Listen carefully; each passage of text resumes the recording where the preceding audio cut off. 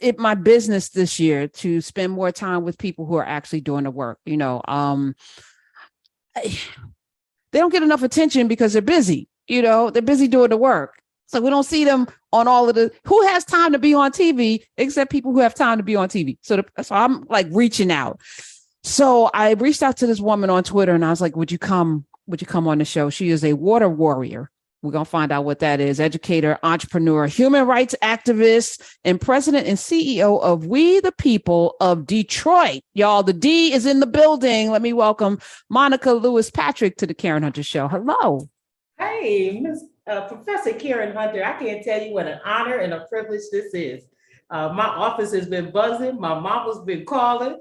People are trying to make sure they tune in for this show. Listen, I'm buzzing because, again, I talk for, I'm on here. I do other things, but, this is the microphone. You work. Yes, so walk us through, are you born and bred in Detroit? Coleman Young, are you from the legacy of Coleman Young? Are we in that? Well, I'm in that legacy, but not directly. I consider myself an adopted Detroiter, originally from a little small town called Kingsport, Tennessee, located in Northeast Tennessee, not that far from Knoxville, for those that may not know the state well. But my family has a long legacy in the city. The great baseball player and legend himself, Willie Morton, is my grandfather's baby brother, one of 18 children. My grandfather is his 7th oldest brother. And then a little bit close to there, my grandfather's twin sister, my Aunt Faye, was married to Dr. Julius Griffith, who was a part of SCLC. He was a part of helping Dr. King draft his speech, the mountaintop speech. And then he went on to be a part of becoming the vice president of marketing for Motown for about 25 years. And so we consider our roots to run deep from down in Tennessee and Alabama and through Mississippi and parts of North Carolina, but all the roads lead to Detroit. So for you, when did you show up, Ms. Monica Lewis Patrick, in Detroit? Well, I moved to Detroit in 2008 as I was going through a divorce, had finished grad school, and my youngest daughter had been left on my steps at 8 weeks old. And so I decided at that point, I had just, turned 40 a couple of years before that, and felt like that it was a moment that I really needed to decide the things that were good for my spirit and good for my family. And one of the things I had always wanted to do as I grew up in the South, had always wanted to live in Detroit. And so my mother thought I lost my mind in 2008 when I moved to Detroit with my 2 youngest daughters in a financial downturn across the nation. Detroit was struggling on every level. And I found such a belovedness and a welcoming space that I've never looked back. So I got questions. So who left your daughter on your doorstep? A distant relative of ours basically came and wanted us to keep the baby just for a couple of hours while she went to look for a job. And now that baby is 20 years old. So she never came back. Never came back. But one of those things we always do in our families. Well, at least she knew where she could go. She knew the baby would be well taken care of, obviously. And as you belovedly talk about Detroit, I think about all of the neighborhoods that we live in. And most of them have that story, most of them have that community, but they don't have the resources. And it's curious to me. And the people that live there get blamed for the fact that there are no resources in these places, as if it's your fault. Like you did something, there's something deficient, but it's really by design.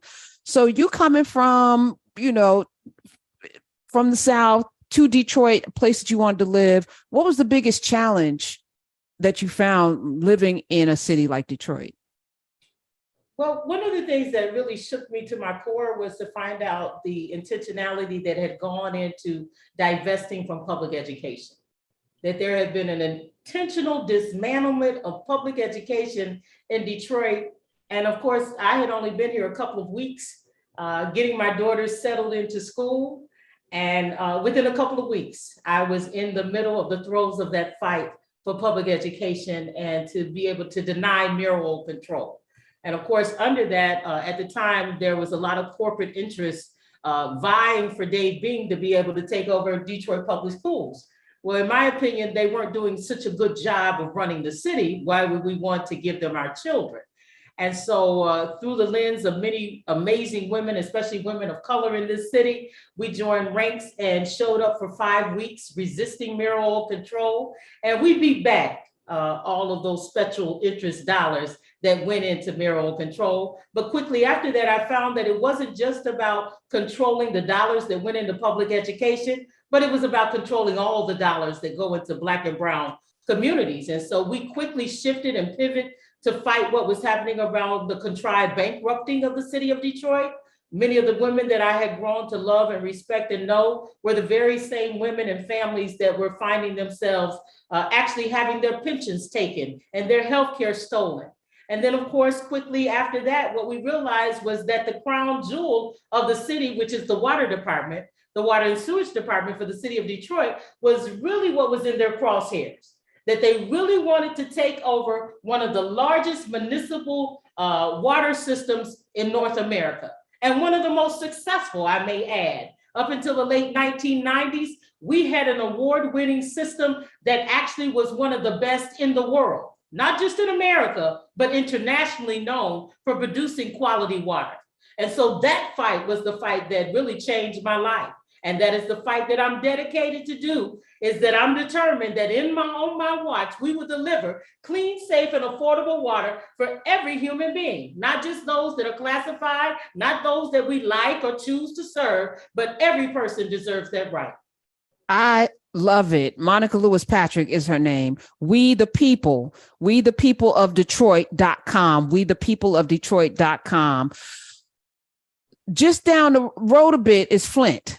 Right. And we watched that 8 years ago, 8 years ago. The horror of, and it's still not fixed, by the way. That's right. So your 2008, Flint has happened already. Well, Flint really was a result of them rushing to steal Detroit's water and sewage department. See, we have to put it in context. The world knows of the Flint water crisis, but many of them don't know or understand what triggered the Flint water crisis. Under the leadership of the former governor, Rick Snyder, he basically implemented a very intense austerity measure called emergency management. And emergency management basically is a law, and it's still on the books, mind you. So even though we have a trifecta in Michigan, we have a governor that's democratically leaning, a legislative body democratically leaning. We still have this very racist austerity measure on the books called emergency management. It can set aside democratic processes. It can set aside elected officials. It can set aside union contracts. All of the things that we value as part of the democratic process, it can actually nullify or set aside. And so through that fight, what we found from Rick Snyder, that in his haste to steal the Detroit Water and Sewage Department in order to regionalize it under the Great Lakes Water Authority, one of the things he had to do is remove the community of Flint off of this municipal system in order to weaken Detroit for this bankruptcy or contrived bankrupting of Detroit. Detroit was forced in 1955 to build out a water infrastructure system that provides water to 40% of the population, the entire population of the state of Michigan. But you and I both know, Professor Hunter, these things don't happen in isolation. It's usually through collaboration and historical racist policies. And so what we know is in 1955, the city of Detroit was legislated to build out this system because we were the only municipality with the bonding capacity to do so. What was happening at the same time is that what you were seeing all across the country, oftentimes we're credited with the 1967 rebellion, but we don't give enough credit to the white crime and the white rioting that was happening in the 40s and the 50s. We also don't talk enough about the redlining that actually came into effect because of the housing policies, racist housing policies in this country that we're still living with the afterthrows of. So much of what happened in Detroit and Flint is that simultaneously you had an emergency manager that was an unelected, unqualified, unconstitutional person put over both municipalities in order to drive us into this despair and divestment that has now weakened both communities and left us with water that is either unaffordable or that cannot be consumed. Flint is paying some of the highest water rates in the country to the tune of about 320% markup. When you look at Detroit, Detroit's markup is about 288%. But when you look across the state of Michigan, and many times this is what the Black matriarch is responsible to do. We don't even have to just look at just what's happening to our community. We have to also include the humanity of other communities. And we were able to demonstrate that even for those low-income white folks in rural communities across Michigan, their water rates have gone up 188%. So all of this is driving deep disparity. And of course, when you talk about it, it gets racialized as somehow Detroit didn't pay its fair share, or we're not working hard enough, or somehow we're fat, happy, and lazy. But what we know is that when the city of Detroit, which was ran up until the last quarter of a century, most of it was ran by predominantly Black folks, is that what we found is that until the Flint water crisis, we never poisoned anybody when it was under public control. It's only been when it's been forced into a regional authority, forced into this quasi-public private enterprise that we've seen these missteps happen. And this is where we are today. This is why you still have poisoned water coming out of the tap in Flint and unaffordable water coming out, really not coming out of the taps in Detroit, because we're now on the cusp of returning to massive water shutoffs as of January 1st.